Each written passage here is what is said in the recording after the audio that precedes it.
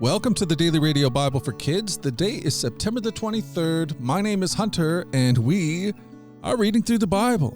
That's something we do every day. We take time in God's Word. We let His Word take its time on us. In fact, kids from all around the world gather here to listen to these amazing stories from the Bible, from Genesis all the way to the book of Revelation. And today we are in the Gospel of Mark. Pilate gave in to the demands of the crowd. What did they want him to do? Let's read about it from Mark chapter 15. Now it was the governor's custom each year during the Passover celebration to release one prisoner, anyone the people requested. One of the prisoners at that time was Barabbas, a revolutionary who had committed murder in the uprising. The crowd went to Pilate and asked him to release a prisoner as usual.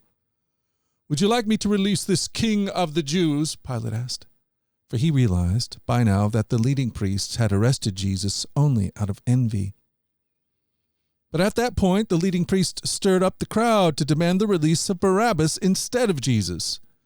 Pilate asked them, "What should I do with this man you call the King of the Jews?" They shouted back, "Crucify him." "Why?" Pilate demanded. "What crime has he committed?" But the mob roared even louder, "Crucify him!" So to pacify the crowd, Pilate released Barabbas to them. He ordered Jesus flogged with a lead-tipped whip, then turned him over to the Roman soldiers to be crucified. The soldiers took Jesus into the courtyard of the governor's headquarters, called the Praetorium, and called out the entire regiment. They dressed him in a purple robe, and they wove thorn branches into a crown and put it on his head. Then they saluted him and taunted, "Hail, King of the Jews!" And they struck him on the head with a reed stick, spit on him, and dropped to their knees in mocking worship. When they were finally tired of mocking him, they took off the purple robe and put on his own clothes. And they led him away to be crucified. A passerby named Simon, who was from Cyrene, was coming in from the countryside, and the soldiers forced him to carry Jesus' cross. Simon was the father of Alexander and Rufus. And they brought Jesus to the place called Golgotha, which means place of the skull. They offered him wine drugged with myrrh, but he refused it.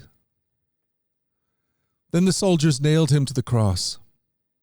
They divided his clothes and threw dice to decide who would get each piece. Wow.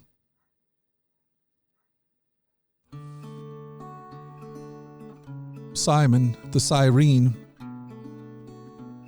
was coming in from the countryside, Mark tells us.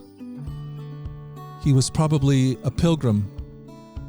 There were many religious pilgrims who made their way to Jerusalem for these religious festivals, and this was the Passover. This was the biggest one of the year. Cyrene is in North Africa, so he had traveled a long distance to be there on this very special occasion. Little did Simon the Cyrene know that he would be participating in the story of God's love for the world. He was chosen to help carry the cross for Jesus, that cross where Jesus would win for us life through his death. And the amazing thing is that you and I can also participate in the story of God's love for the world. Jesus now says to all of his followers, "Pick up your cross and follow me." And Simon was the first one to do that. And we get to do that today. We get to follow Jesus and participate in the great story of love that is the gospel that's being proclaimed all around the world. Wonderful. But hey, friend, we've done it. We've done it again, and I plan on being back here again tomorrow, and we'll do the same thing all over again, Lord willing. Lord willing, and the creek don't rise, I plan on being here. Until that time, let's go forward. Let's go forward in God's joy. Let's let his joy be our strength. And let us always remember this, that you are loved. No doubt about it. Alrighty, I'll talk to you again tomorrow. You guys take care.